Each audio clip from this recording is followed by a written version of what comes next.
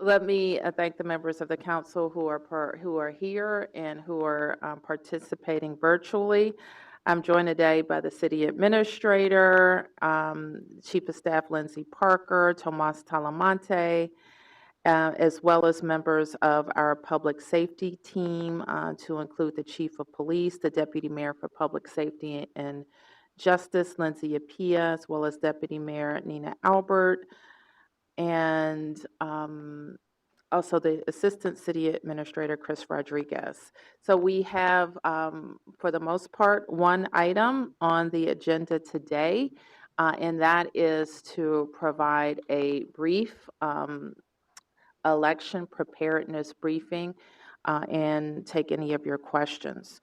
Before I get to that, I want to thank the council, and I want to especially thank you, Mr. Chairman, for your partnership and help in helping get to the next phase of our deal with monumental sports and entertainment. And I know that we sent a piece of legislation to the council that that builds on the approval that you gave us earlier in the year for a $515 million investment in the Capital One Arena. As we have discussed previously, and Chairman, I'm grateful for your commitment to work with the members of the council to have those approvals complete in this legislative session. So once again, today we're going to be talking about Election Day, the period between Election Day and January 6th, and the period between January 6th and the inauguration. So there are a few messages that I think is very important for us to keep sharing with our community over the next several weeks. First, is incumbent upon all of us to make sure people in DC know how, where, when to vote. Our votes matter. We have important local elections on the ballot, as well as federal elections to include for the President of the United States. Election Day in DC is right now. People are voting. The Board of Elections sent out, I think, a couple of weeks ago, your ballot in the mail, and that ballot can be completed at home, put in a drop box, put in a mailbox. And you can even drop them off at a vote center on Election Day. You can vote in person, and you can vote early in person. So follow the Board of Elections for all of those updates. Early vote centers, which may be different than the polling places you're accustomed to. So check the Board of Elections website, and we will get that information out far and wide as well. Open on Monday, October the 28th. So you can begin to vote in person at a vote center on October the 28th. And the last day to vote is November 5th. So we want to make sure that if it's also important, and it's very important, that if you see something out of the ordinary, that you're calling it to someone's attention by calling 911, 311, letting the police know in some way. This is true real year-round, and it's especially true when we have major events that draw big crowds.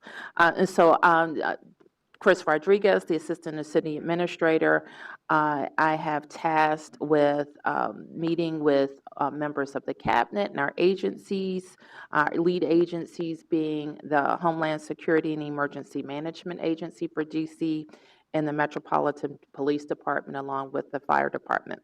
So in the coming weeks, we will continue to remind the public about official accounts. And this is really important in the age of misinformation and disinformation, that people know the vetted and trusted public accounts.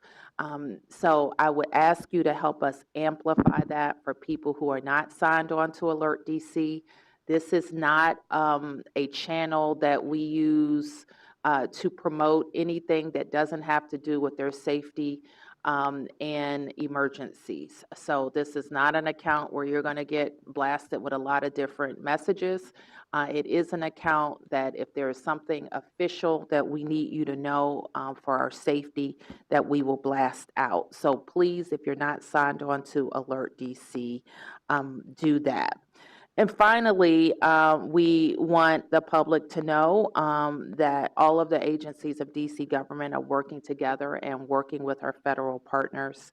The peaceful transfer of power, of course, is a hallmark of our democracy. So our teams have been working and planning for months, and we're going to continue to follow all of the information that is shared with us and continue our preparation. So with that, I would also just like to introduce some members of my team who are in new roles.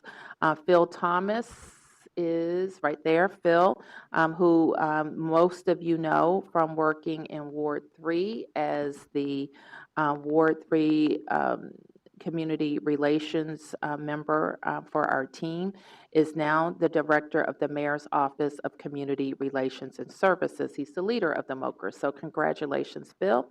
And also Kenneth Saunders is the acting director of the Office of Human Rights. So Kenneth, I want to thank you, welcome you again, and we appreciate your service, and we're looking forward to submitting your nomination to the council for approval. So with that, Mr. Chairman, if you have any other remarks?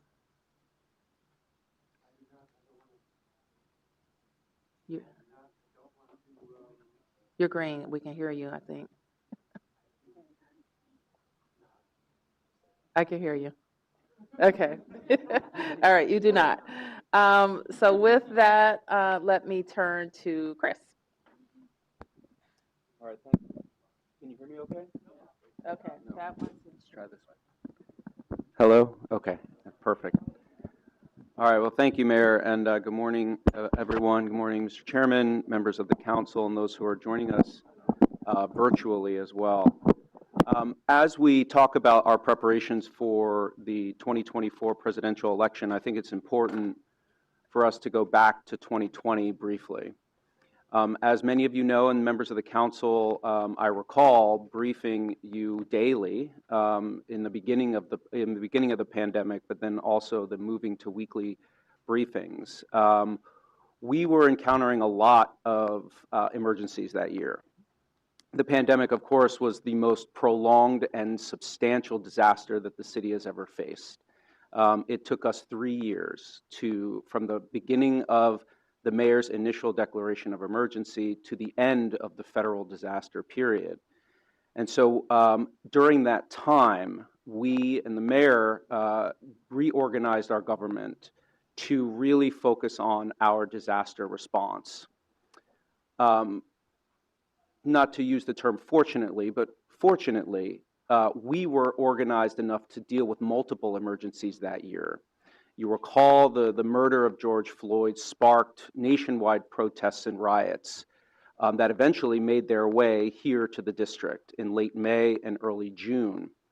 The mayor instituted curfews. We deployed our police department across the city to grapple with some of the protests that we were seeing. And as we moved through the summer of 2020, we realized that the election of 2020 would probably be one of the most polarizing in our nation's history.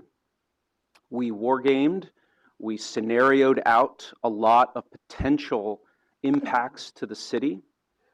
And as we led up to, I believe it was November 3rd, was the date of the 2020 election, we knew certain assumptions, and we approached our security posture with certain assumptions in mind. The first was that there would be no declared winner on election night. Here for 2024, we are assuming the same thing. What does that mean? That means that we could enter a period where we have pervasive misinformation and disinformation about the outcome of the election, regardless if votes are tabulated and counted and if they're validated. So we need to be prepared as a city for a period, perhaps days or weeks, where the country, the nation, and in many respects the world, will be sitting and waiting for the declared winner. We also saw throughout 2020, and has continued in the years since, pervasive misinformation and disinformation about anything, whether it be COVID, political polarization, political violence across the country. We should expect those same things as we move into the fall, and certainly to the election itself, and then in the period from Election Day to the inauguration.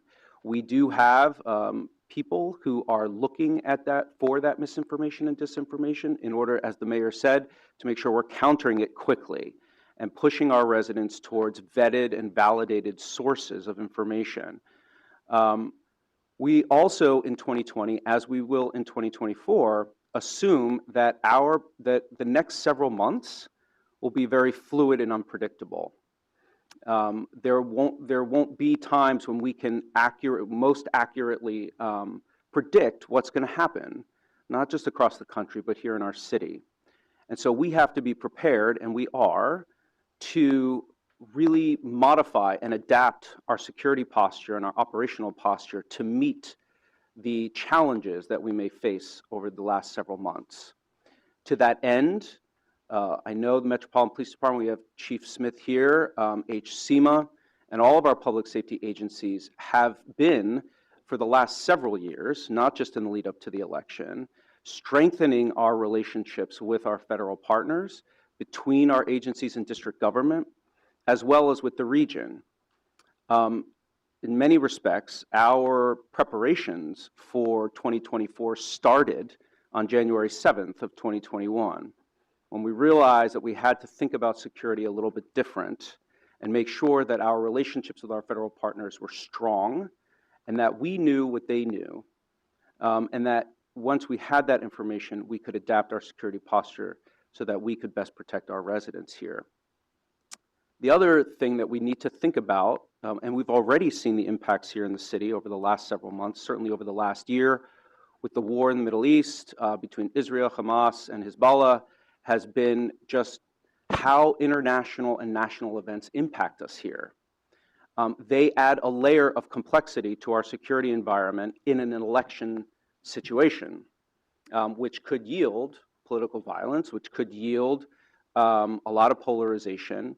And so whether we see events overseas, whether it be from China, Russia, or the Middle East, as well as severe weather. Our neighbors to our south and to our west have just encountered one of the worst natural disasters that they ever have in Virginia and North Carolina, and then in parts south. If Hurricane Helene or Milton had moved about 150 miles east, we would be also grappling with that event.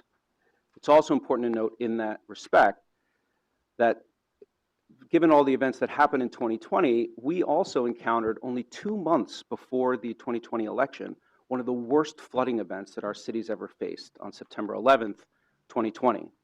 And we had parts of Ward 4 and Ward 5 that were severely impacted by that event. And so again, adding a layer of complexity to our environment draws resources away, and so we need to make sure that we can adapt very quickly.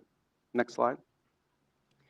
These are some of the key dates that we're looking at as we lead up to January 20th, which is the inauguration. Election Day, of course, 2 weeks from today, on the 5th. We also have key dates of December 17th, when electors will vote in their states. And then, of course, January 6th. And I want to talk about January 6th really quickly.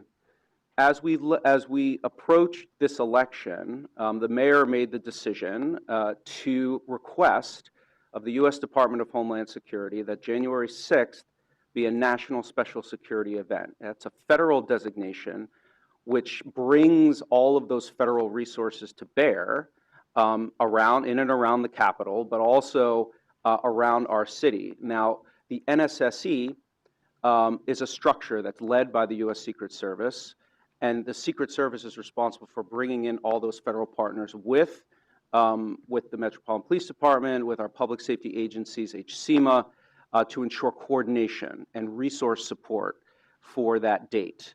Not surprisingly, many of our residents, I'm sure, have a sense of consternation and concern about the 6th.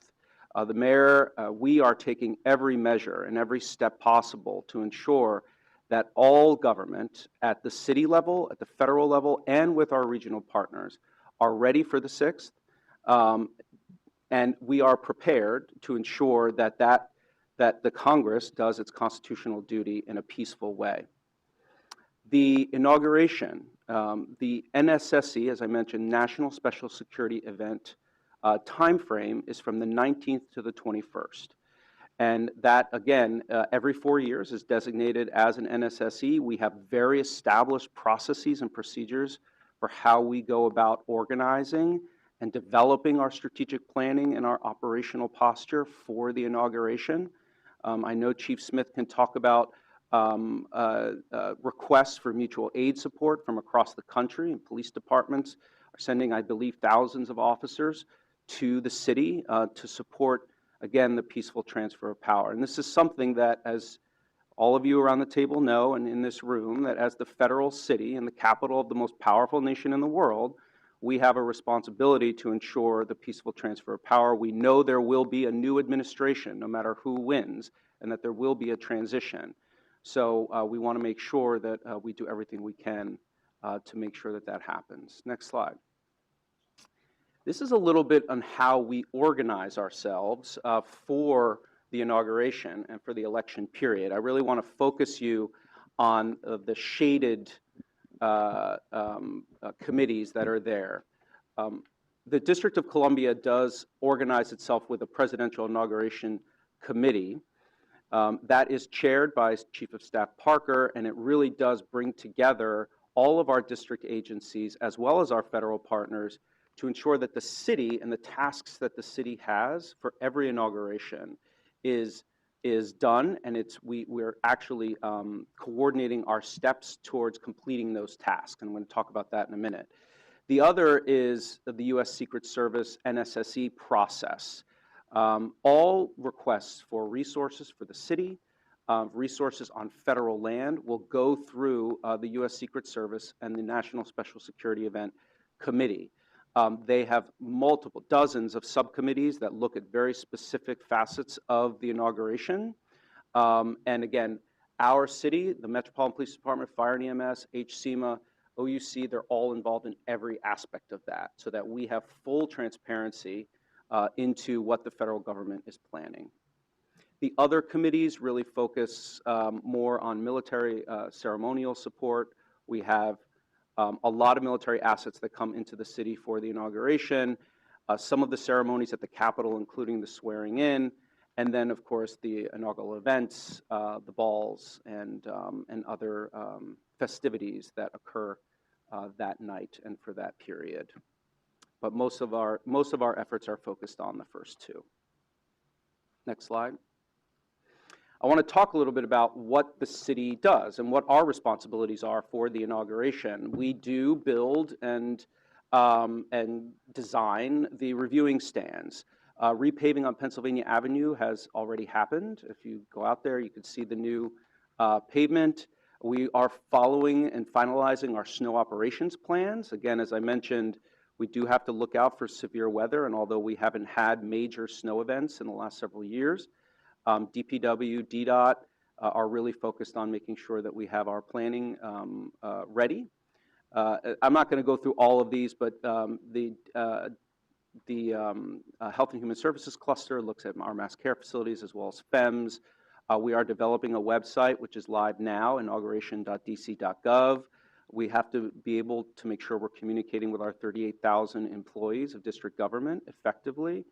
So we're developing a lot of our messaging to them. And then, of course, as the mayor mentioned at the outset, how are we keeping our residents, businesses, and visitors informed? It is important to note in that respect that we all communicate consistently in terms of when events happen or if there is a rapidly changing situation in our city, that we are pointing our residents to validated sources of information. Mayor mentioned Alert DC. We have inauguration.dc.gov. And so we need to make sure that we're pushing our residents there. Next slide.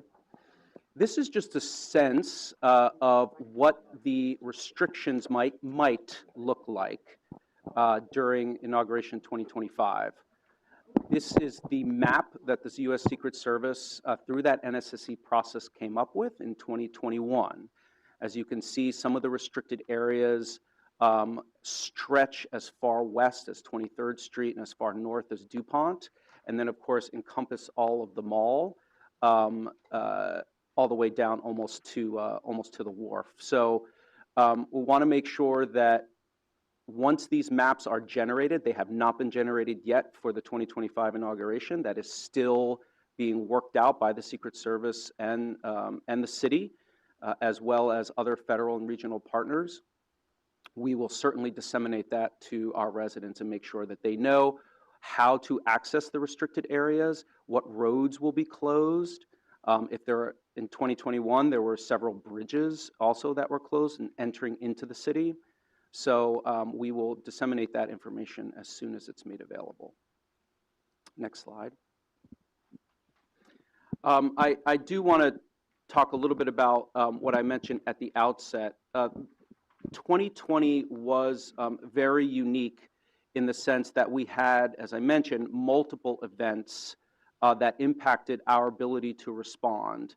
And we were fortunate that we were organized along the mayor's incident management team, where we were briefing her twice daily in terms of things that were happening. Once, I remember our 8 o'clock calls, and then we had our 2:30 meetings with the mayor to make sure she was getting all the latest information, not just on the pandemic and the trends that we were seeing in our cases, but also the security environment across the country and here in the city. So that allowed us very quickly to adapt to a rapidly changing security environment, particularly after Election Day. So this is another aspect of our preparedness that we constantly think about, is how do we expect the unexpected? We sit in teams, and we just did this over the last week. We sit in teams and think about scenarios. Right? What's the worst case scenario here? How would we respond? Where is this person going to go? Who's talking to whom? And so that type of planning adds a lot of urgency to our preparedness for the election. Next slide.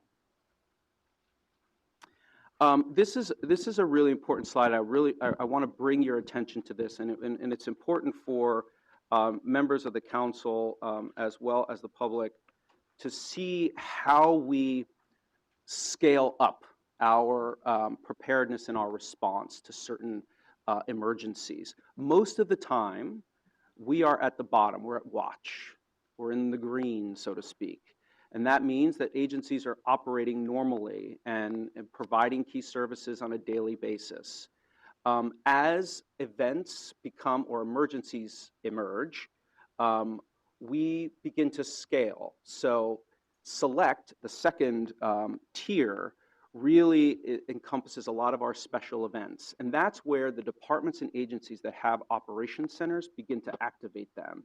Right? They'll move, a lot of our agencies, particularly public safety, are 24/7 already, but they'll begin to sort of scale their operations, either bringing in additional personnel, modifying their operations in order to meet a certain event. So we give examples like the H Street Festival or winter weather or the March for Gaza, which we saw here over the last year.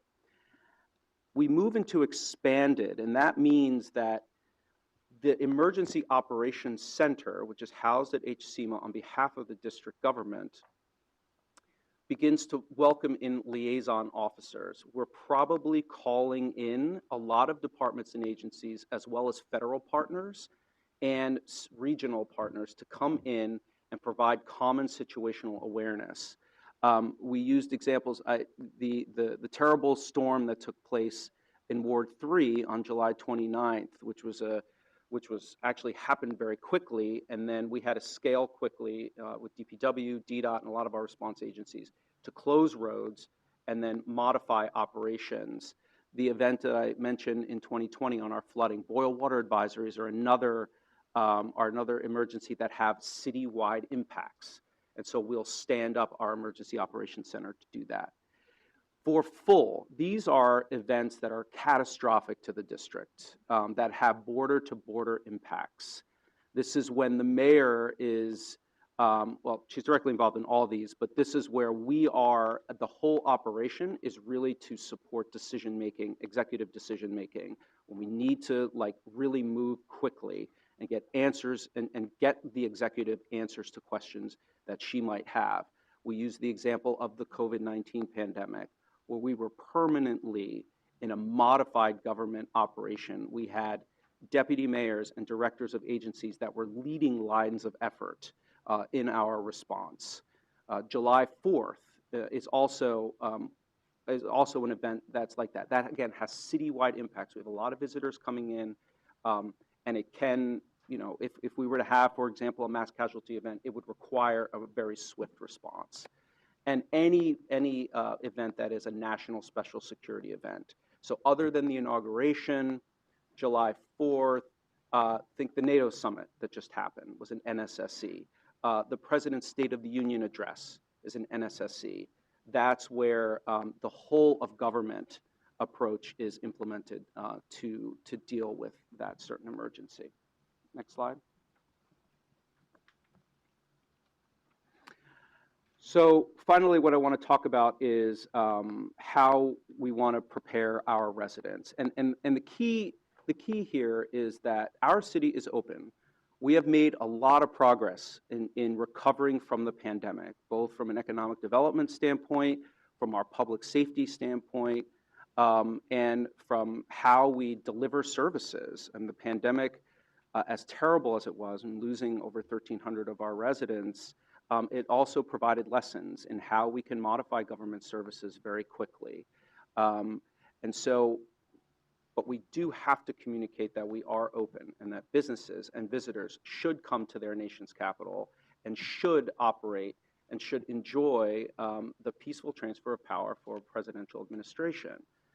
So I encourage everyone to sign up for Alert DC, to make sure that you are visiting inauguration.dc.gov, and there will be FAQs for residents and businesses on that website that, again, if we need to modify, that's where that information will be.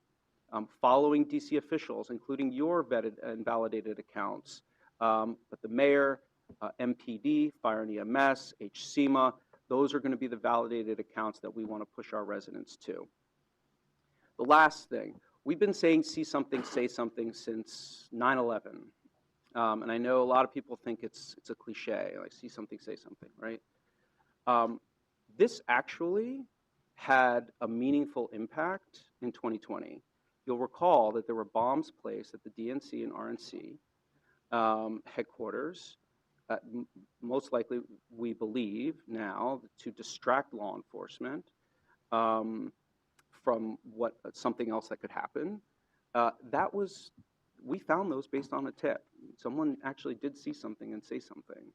And so this is what we have to keep telling our residents is there's going to be a lot of things happening over the next several months.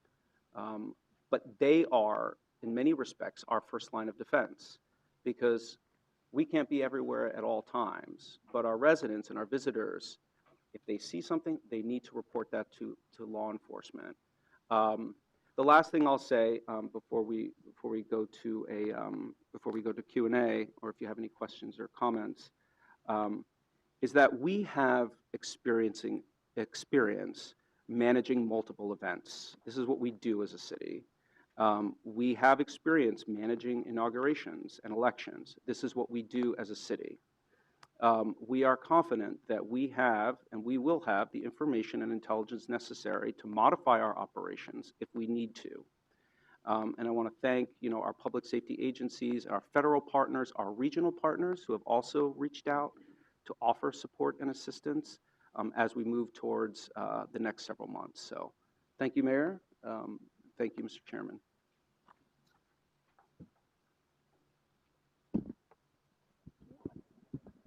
All right, so I'll turn it over to you, Mr. Chairman, for questions.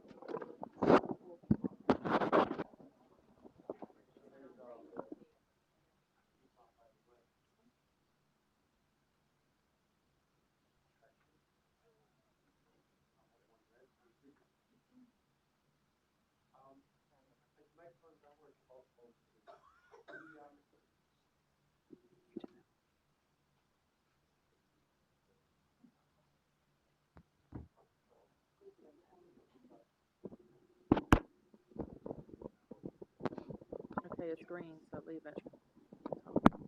There we go. Test.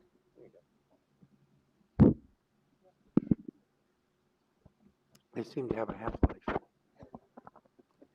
I want to start with this, and that is, as we get closer to these events, I think it would be helpful if there was a regular briefing for the council so that we are kept up to date with what's going on. So we recall, I'm not suggesting we do this daily, but when the pandemic started, I think we had daily briefings and then went to weekly briefings. But I think that that would be helpful so that all of us who have to answer inquiries directly to us are fully aware of what's going on. With that, let me see if colleagues have questions. Councilmember Pinto. Well, thank you so much for that update and for all of the unbelievable work and effort that goes into keeping all of these events safe. There is a lot that goes on behind the scenes that district residents never really have a line of sight into, and we really appreciate it. I have two questions. My first is around the influx of different security supports coming from other states or the federal government to try to be helpful. To what extent are we involved in the training and coordination to ensure that the standards that we have for safety are consistent? And that also goes to the information flow between security and residents. So our police, for instance, know that there are residents who live downtown that are part of the security border for inauguration, for instance. But if we have people coming in from out of town who might say, no, no one can enter or exit, someone may not be able to get into their home. And so how are we involved in that type of coordination?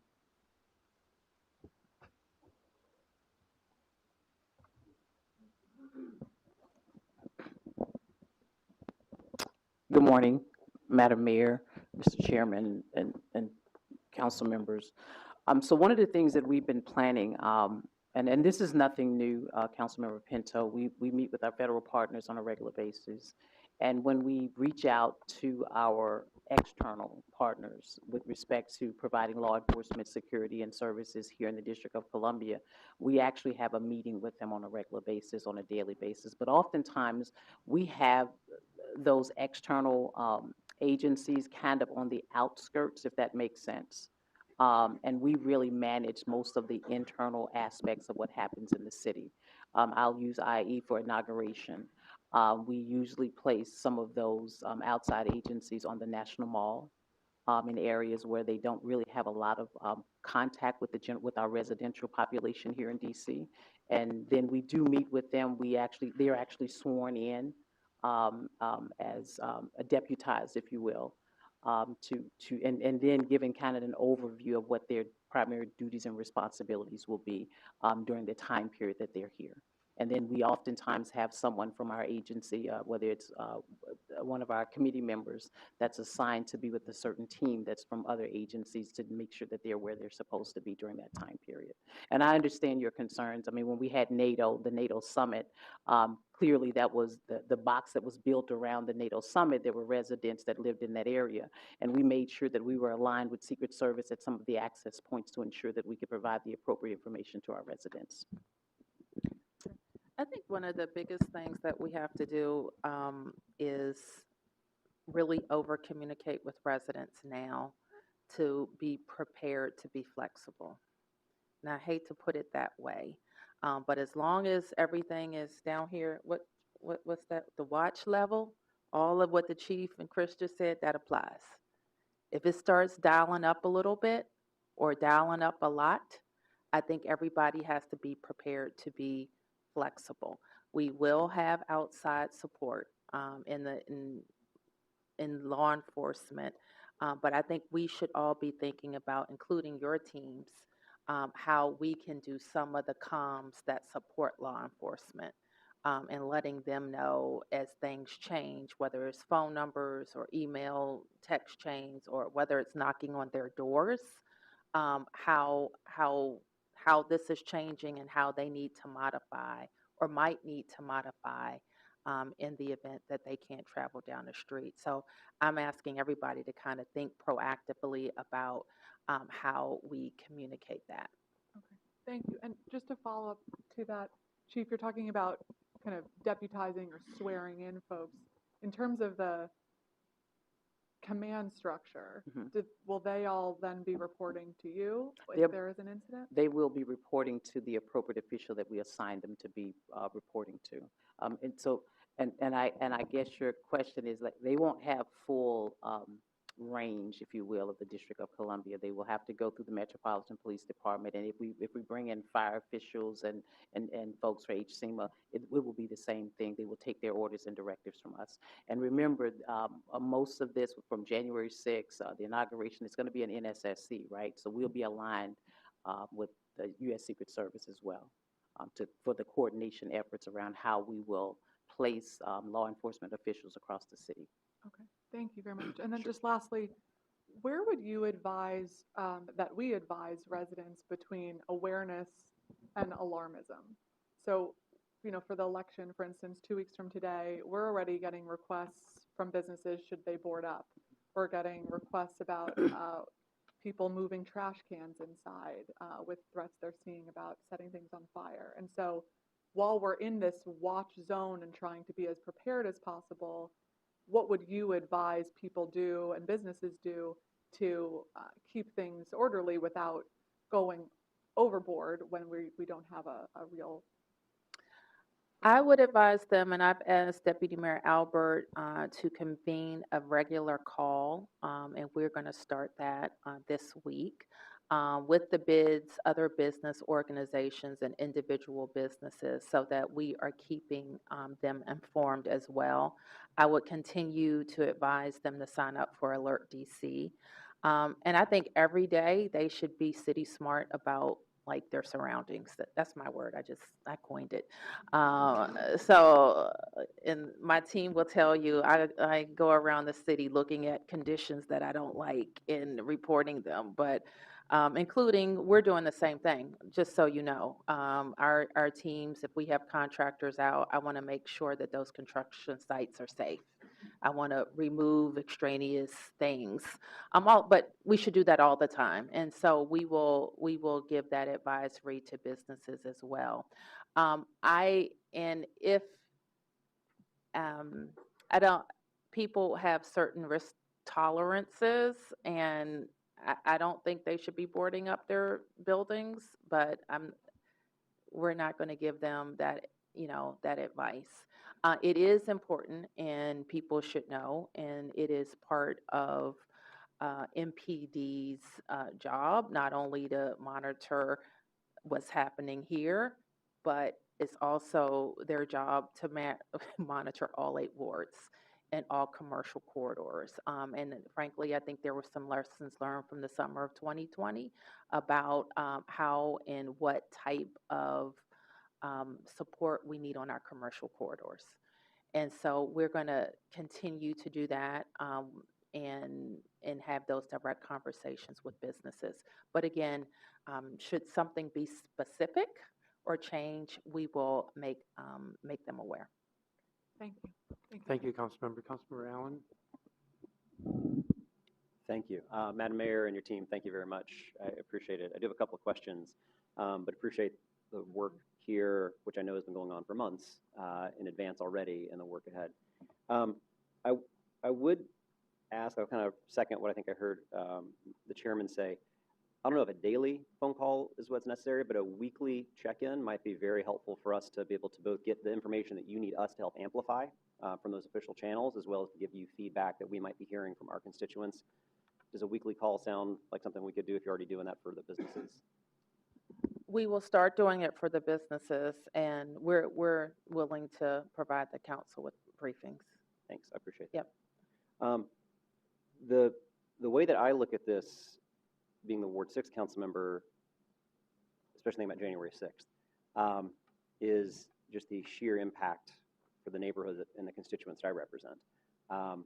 Even on our map, within the green line, I have thousands of constituents that live in there, but on the Capitol itself, while it was certainly an assault on our democracy, I had hundreds, if not thousands, of constituents from working the cafeteria to being the legislative aides trapped in that building, many making the phone call they thought they might be making to their family. So understandably, I'm getting a lot of questions from my constituents asking me about this preparation, and a conversation like this helps me be able to get back to them and talk about what that planning looks like. One of the things that we learned after January 6th and before January 20th was that we had not recognized in our communities all around here the role that Airbnbs and VRBOs were playing for people that were coming in to do harm to our city. And it was that afternoon of January 6th when we see people dressed in full black walking back to those basement apartments. To what degree have you been able to reach out with and talk to, for example, the Airbnbs and the VRBOs to be able to help make sure that they are at a higher level? I know we did that after January 6th in anticipation of January 20th. Have we had those conversations with those companies as well to make sure they're screening people who might be trying to make reservations now? Well, I don't know that that would be any different than hotels, because somebody gave me the estimate that we had 45,000 people. There was a 30,000 person permit at the Ellipse. We think that there may have been up to 45,000 people who showed up that day. So they stayed in a lot of different places. So we're happy to have that conversation with Airbnb. And on a more kind of positive, optimistic note, we actually think that we need more Airbnb capability to deal with the inauguration and to deal with other major events like World Pride and FIFA that are coming to DC. So we do want to have discussions with them about capacity and security. Yeah, I appreciate that. I know we did it after January 6th in advance of the 20th because we had people who came in and were staying under false names, and we worked with those companies, so would like us to do that again. The other questions that I'm getting have to do with, somewhat related to that, is the expectation around parking enforcement, for example, within those blocks around the Capitol area. One of the things that we heard, again, kind of in our after action, was that a large number of vehicles were parking from out of state that were part of the insurrection. And they were parked in the blocks, but there wasn't necessarily, because of the deployment that we had in other places, the type of parking enforcement. So that's more of just a request or flag would be to make sure we have kind of that DPW parking enforcement in those blocks around the Capitol to help keep an eye on that as well. Okay. And then the last question I have is related to DCPS and our school's decision. So January 20th is a holiday, so we know DCPS is already closed that day. But for January 6th, I don't know if, and maybe Director Rodriguez, you're able to help share kind of if we should expect that January 6th will see a map similar to this, or if it's just a national security event. But within that green line, I've got 5 schools. They're already reaching, some of those are private schools, some of those are public schools. They're already reaching out to me asking if we're making a decision about January 6th. I assume we'll make that decision later as more information comes in. But have we made a decision about whether school will be closed on the 6th? I don't expect school to be closed on the 6th. Now, to the extent that you have schools in this boundary, I think we need to have a discussion about that. And we do expect the Capitol complex to be much more hardened. Yes. So think about last time, and it was pretty hard after the fact. We expect it to be robust in terms of its, the fencing, but also people. Yeah. More law enforcement. I agree. I think, while I know the U.S. Capitol Police aren't going to make an announcement yet about the fence, I think it's pretty reasonable to assume we're going to see a fence go up around the Capitol. Certainly for the 20th, my probably for the 6th. expectation, yeah. I share that with you. I think we need to. And Charles, it's likely to be up from the 6th to the 21st. And I think we need to communicate that. But I think also for those schools that are right in that boundary, would like to work with you to make sure that all of those schools get the information. It may not be, like you said, a DCPS-wide decision, but Yeah. there may be a more narrow and tailored decision we got to make. Yep, okay. Yeah, I appreciate Thanks it. for that reminder. Thank you. Thank you, Mr. Chair. Thank you. Councilmember Henderson. Thanks, Mayor, and Assistant City Administrator for that presentation. That was one of my questions was around, should we anticipate the fencing for basically the entire month of January? My second question, which we haven't necessarily talked about, is the communications with WMATA and whether or not they are part of the team for Chief Parker and the conversations within. If we're moving thousands of people, obviously WMATA has to be part of it, but also, you know, from a security standpoint, nefarious activities happening on those systems each and every day. Yes, Councilmember, WMATA, Metro Police are part of that NSSE process, and so they'll work with MPD and the whole apparatus to make sure that if there are any changes to the schedule, particularly for Metro, that will be communicated immediately. Okay. And my only other sort of comment / suggestion, as you have your list of trusted platforms, I would also add the DC Police Traffic account, which provides regular updates on street closures, which are important during First Amendment activity. Thank you. And you kind of give us a point of kind of changing the mood here a little bit, because we should recognize that we're talking about misinformation, disinformation, potential for disruption of the 6th or the 20th. But on a very positive note, we could have a historic election. Okay. In that case, the issue is a lot different. The issue is probably 1 million people will be here who are celebrating and who are in good spirit. And that also presents its challenges to make sure everybody can do it safely. And I think our team has had the experience from very huge inaugurations, for sure, President Obama's first, and those lessons to draw on as we prepare for that. We also have, I guess that would have been January 21st, 2017, in the Women's March. That was organic, but still a lot of people who showed up peacefully. But the crush of people alone had all of our kind of engines pulling in the same direction to make sure everybody could be safe. So there are different things that we're looking at to make sure. I remember some big issue around how people got through the tunnels and how the metro operated, and all of those things to support having 1 million people at once on the mall. Yes.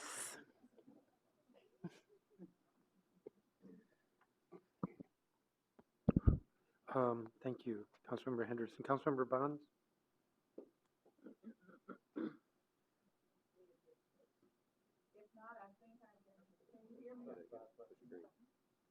Okay. That's great. All Yep. right.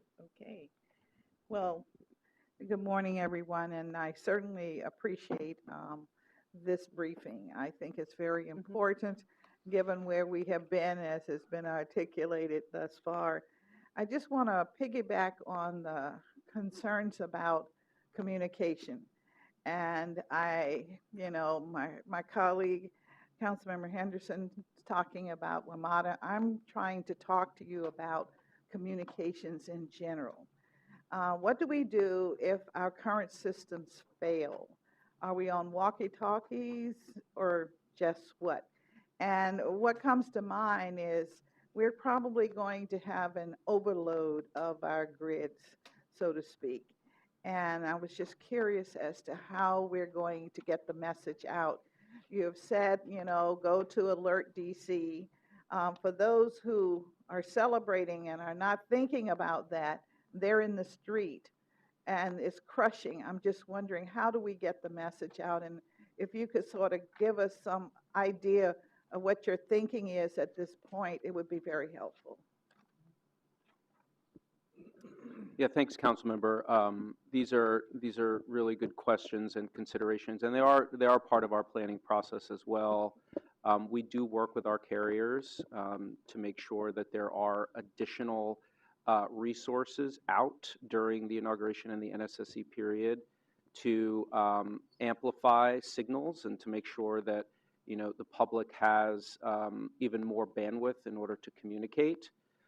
We do have internally redundant communication systems, and we have tested those to make sure that, of course, public safety can communicate not just internal to the district, but also with our federal partners. And so we've really thought hard about that from a government standpoint, and have practiced that and trained those communications to make sure, again, that we have redundancy in our system.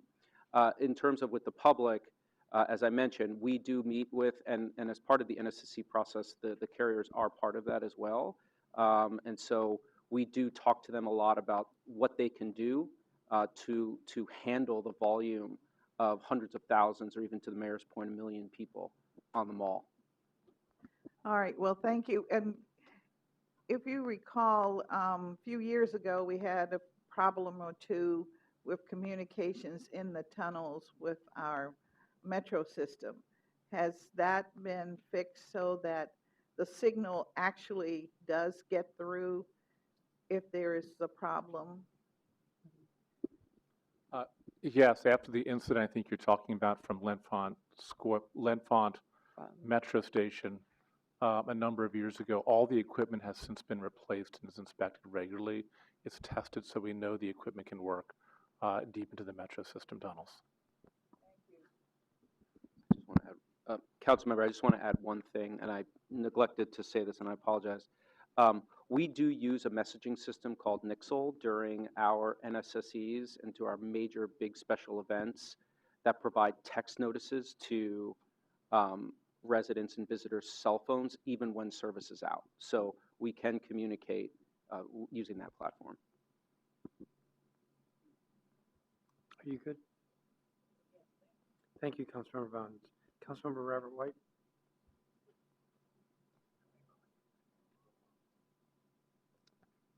Thank you, Chairman. Thank you, Mayor, and your team. My first question, I have two questions. My first one was about communications as well. So to piggyback on Councilmember Bonds' question, there will be a lot of chatter from federal agencies, local agencies, media, and social media. And what I'm wondering is how do we communicate with residents through all of this chatter, and can we get information out to residents early, given the likelihood that by the time we have scenario-specific information, residents will be sort of overwhelmed by chatter? Well, we are very focused on, and I think there has rightly been attention to the misinformation and the disinformation. So we have to get out. We're contesting now with people deliberately putting out information that's wrong or misconstrued or biased or whatever you want to call it. And so part of our approach is to react quickly to things that we know are false. And we will set up a team. Our communications team will be in its kind of its quick reaction posture. They will be working from the EOC, and we'll have access to all the officials who can give that information and get it out quickly. So we expect to have a rapid response to disinformation. So that answers the question of how we're going to put out information, but average residents isn't going to be on Twitter. I think our friends in the media will help amplify, but I'm interested in how we make sure residents receive the communication that's being put out from the district specifically. Well, we have a lot of different channels that we will go out on. We will go out on social media. We do, when warranted, do some stand-up press, and our press has been very responsive to covering that. And I think a lot of people get that information. Our experience in the last go around was not only was it very locally watched, the briefings that we provided, but it was nationally watched. We're hopeful that I know. we don't want to be the national news story, but we will prepare to have a proper press setup. So, and the last time we used the MPD's press room, and we will be prepared to do that again. Thank you. And how are our DC agencies preparing for possible scenarios? So, you know, there are two likely outcomes of this election, and they could impact trash pickup, for instance, in different ways. How are we preparing agencies for possible scenarios following Election Day? We are having those conversations with the agencies. I think probably the biggest impact on the type of government services that you just mentioned would be in the perimeter, and we'll stay focused on that. If, for example, we had to call our DPW workers to do emergency snow removal and that impacted trash pickup, which is a possibility in mid-January, we would communicate that through normal channels. I would say I wouldn't expect that residents' services, like direct services like trash pickup, would be impacted, but if they did, we would make every effort to minimize those pickups and catch up. Thank you, Mr. Chairman. Thank you, Councilmember White. Councilmember McDuffie? Thank you, Chairman. Thank you, Mayor and team, for the briefing and this helpful information. And pardon me if this is a little bit redundant, but are we agreed to having like the weekly briefings? Is that something that you can agree to? I'm happy to have a weekly briefing. Okay. If you think a weekly briefing is helpful. Thank you for that. Even if As it's a phone long as briefing. everybody, but let me be candid. Like, we pull our teams together, we pull them away from their other activities. So if the council is want to fully engage, then we'll fully engage. Yeah, no, I think this is a matter of significant public import, and the council should be fully engaged. And even if it's a phone briefing, I think we would definitely and the public would benefit from us knowing. I'm and happy coordinating to, around we're that. happy to help. Awesome.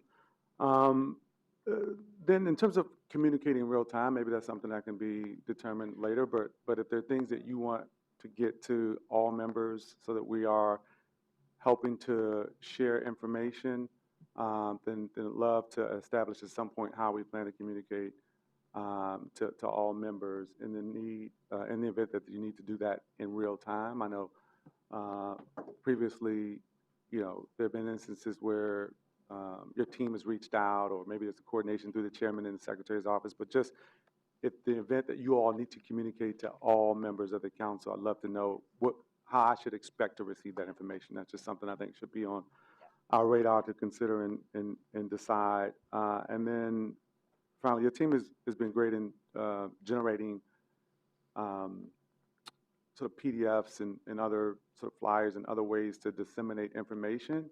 It would be great if you could establish some sort of standard communications materials to share with the council. Not that every member of the council is going to send out what you give us, but I think in the event, or to the extent we want to avoid the misinformation and disinformation, if we can try to communicate with some degree of uniformity to avoid variations in the type of information we're communicating, I think would be helpful under the circumstances, given what we know about some of the candidates, or at least Okay. one candidate. Okay. Thank We can do that. And it would be helpful, and we can work with the chairman on this, if there is a preferred way for us to contact you, then please let us know. We did have, sorry.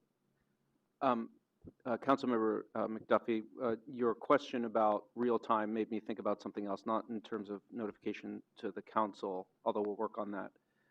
It's notification to residents. As you know, the wireless emergency alert, the WIA, is a very powerful tool that the mayor has at her disposal to be able to communicate very quickly. Again, even if cell phone towers are down in that unlikely scenario, we can push information. I know the mayor has used that tool multiple times in 2020 during the May and June time period, and then in the lead up to the inauguration. So that is also a very powerful tool for communicating in real time. It is indeed. I appreciate you raising that. Is that tied to Alert DC, or because there have been instances where I've been with individuals and I've gotten it, and I always get it, but I've been with others who don't get it. Is there a way? What is the emergency alert system actually tied? It's a separate system. It's a federal system, and only the district government in the city, under the mayor's authority, have the ability to release them. Mm-hmm. But no, it is separate from Alert DC. Is there anything the public needs to do to be on the receiving No. end of that? Okay. No, it's a push notification. As long as your cell phone is pinging to a tower in the geographically defined area, you will get the notification, even if you're from out of town. So let's say you come in from California and you're on the mall and you have a 916 area code, it will ping. And it also goes through the TV, right? Yes, it can. Yes, Okay. ma'am. Thank you, Councilmember McDuffie. Are there any other questions from council members? Councilmember Parker. Are we planning for contingency for other large-scale events? Testing. Thank you, Mayor and team. Are we planning for contingencies for other large-scale events like World Pride, should there be a prolonged safety issue in the district following the inauguration?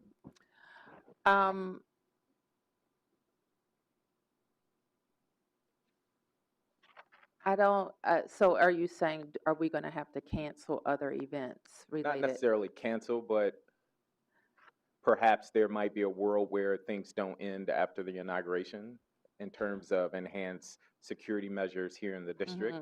And the question is more around what contingencies, if any, are we planning for not just World Pride, but any future large-scale district events that might come soon after? We don't have, I don't think, any major thing until Pride, May, June. Am I right?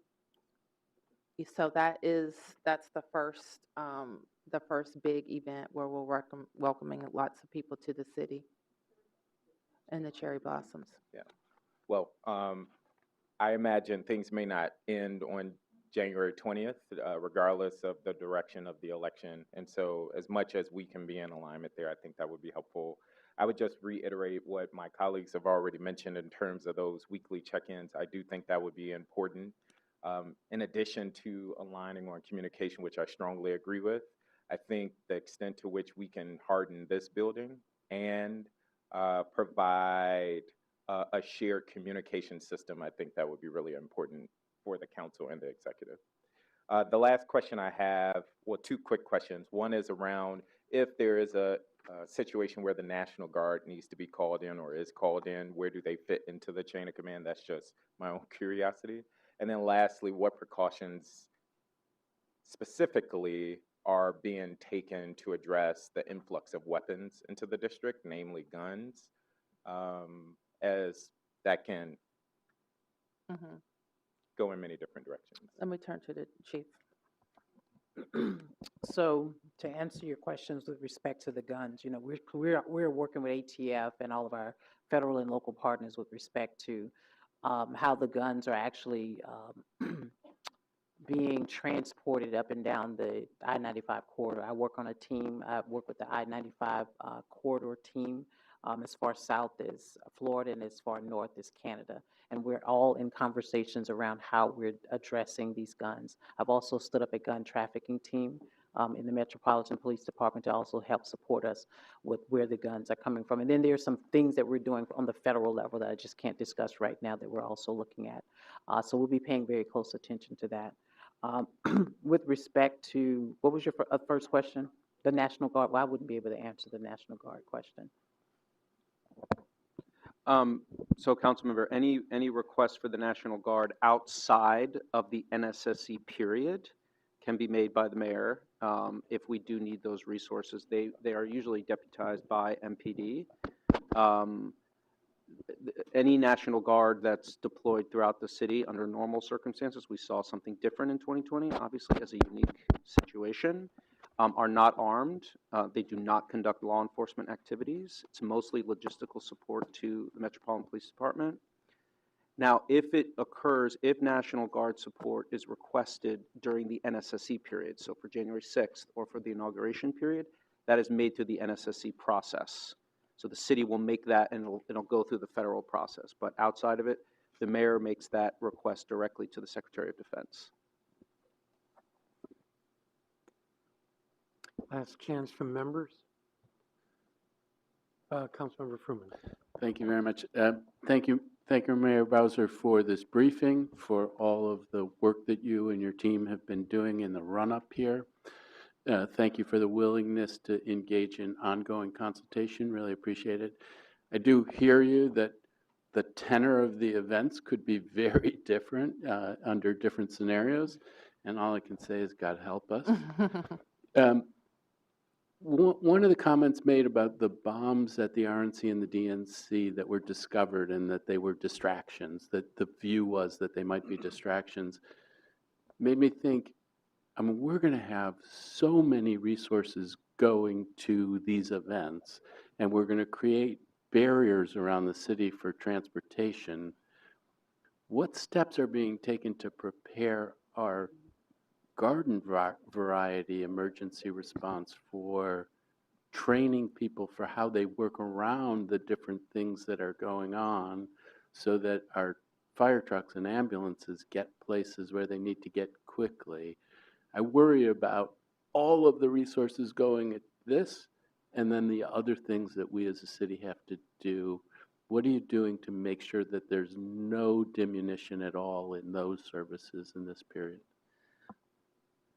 And so that's a very good question. I'm glad you asked, because that's the way we've been planning when we do our scenarios within the Metropolitan Police Department and with our federal partners, is being able to ensure that we are not sending all resources to one area. One of the things that we're doing a little differently this year is making sure that we have command officials that will be at work on the day of the election, but we're bringing them in at a little later time so that if something comes up in all of our areas of responsibility, we have supervisors, we have personnel assigned to those locations. When you talk about other agencies being in this space during the from January 6th up through the inauguration, maybe beyond, we're coordinating with them every single day. And usually, whenever we have something like a bomb or something like that, FBI is going to respond, right?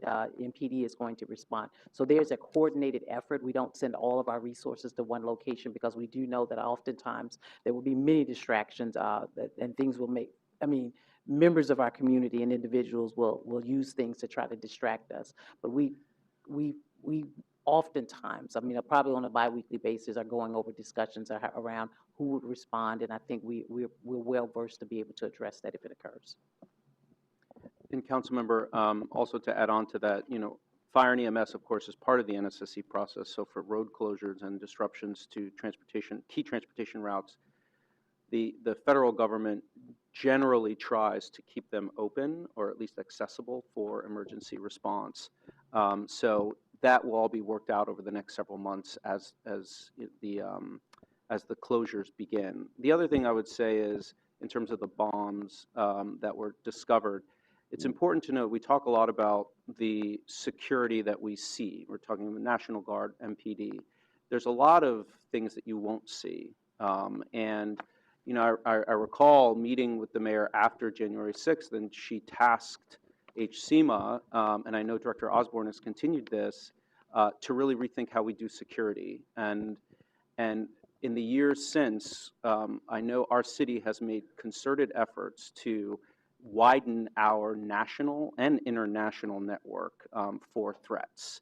And to the point where you'd be surprised, some of states, both red and blue, that feed information and intelligence into DC and through our Fusion Center and through MPD to ensure that we have the latest information. And that scenario of sort of a distraction for law enforcement was something that came through following the events of January 6th.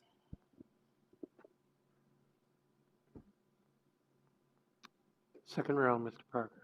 One last question. I would be remiss if I didn't bring up 911 and OUC. And given the challenges we've experienced there, what efforts, if any, are we taking to ramp up performance there? We can come back and talk to you about that. Okay, thank you. I think that's all the questions from members, unless there's something online which I can't see. So, Madam Mayor, back to you. I think that's our report, Mr. Chairman. All right, thank you. All right, thank you.